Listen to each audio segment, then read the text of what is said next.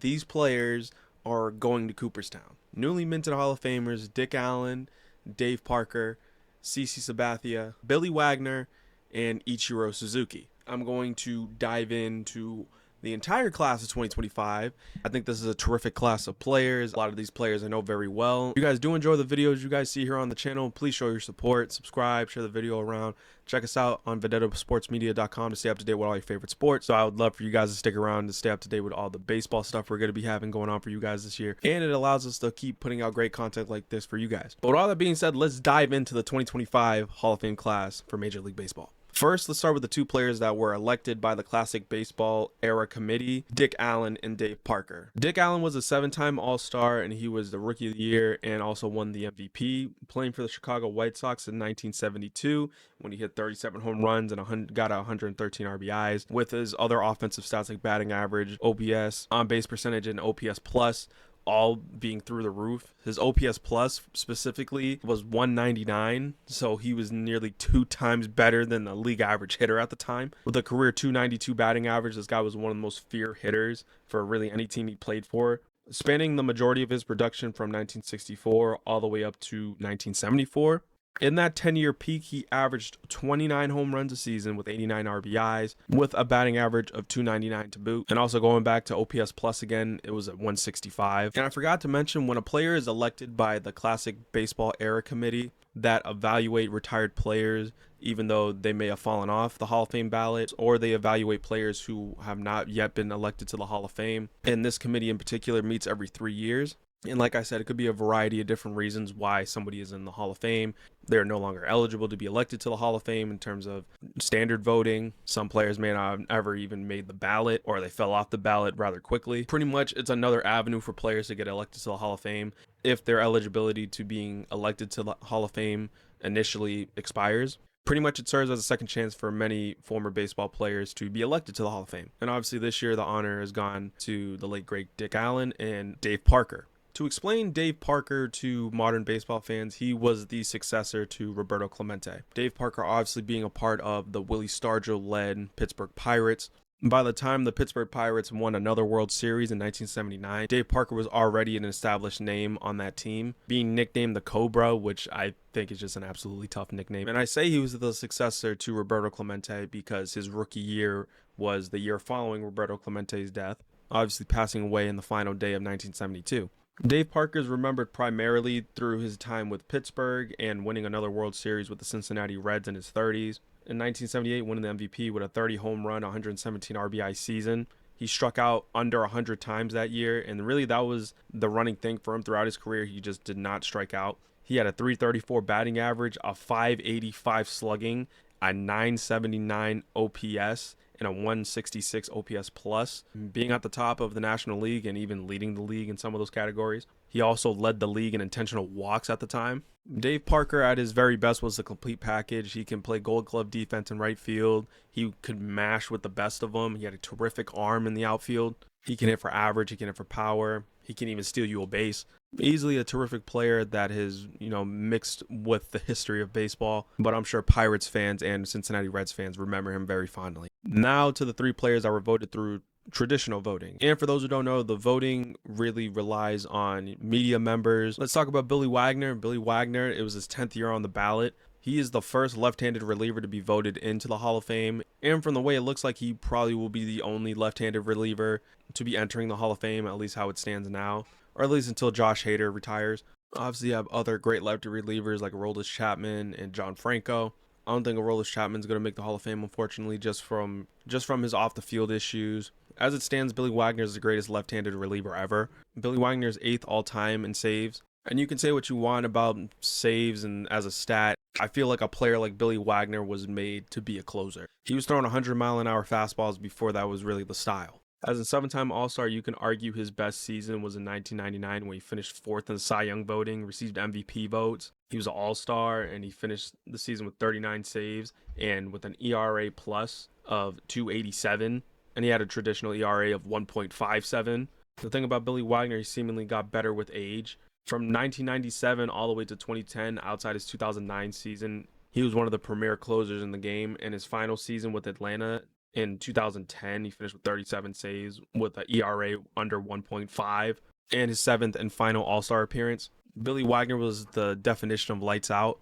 And I think for Billy Wagner, it was kind of long overdue for him to make the Hall of Fame. One of the greatest closers in an era where you had the likes of Trevor Hoffman and Mariano Rivera. Billy Wagner was absolute nails no matter what team he played for. Billy Wagner to the Hall of Fame was well deserved. After Billy Wagner, it is CC Sabathia, one of 2 first ballot Hall of Famers in the 2025 class. He was one of the premier pitchers of his generation. He was one of the premier workhorses in baseball. What I mean by workhorse, like this guy was never injured and he pitched deep in the games all the time. In 2007, he was the definition of an innings eater. He won the Cy Young that year, pitched over 240 innings. He obviously gets traded to the Milwaukee Brewers in 2008 and just goes on an absolute tear, finishing 11-2, and he finished 7 games out of the 17 he pitched.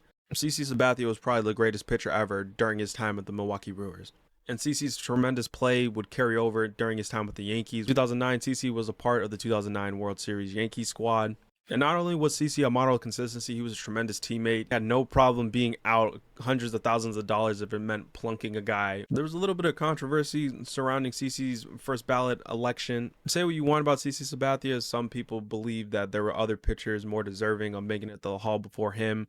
And that is really a storyline that kind of goes with a lot of players that get elected to the Hall of Fame. I think CC is deserving of going to the Hall of Fame. I think you don't think of late 2000s and early 2010s MLB without thinking of CC Sabathia. And he made his mark on 3 different franchises over the course of his career. And one of those teams he only pitched half a season for. Say what you want about CC Sabathia going into the Hall of Fame, but taking it from a Red Sox fan, I think he's deserving.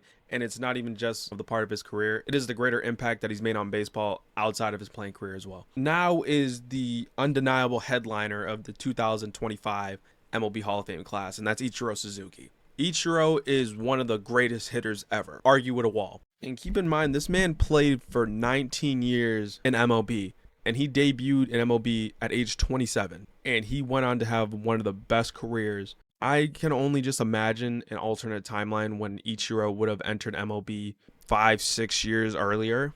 And it's not even just the production that Ichiro provided for over his near 20-year career.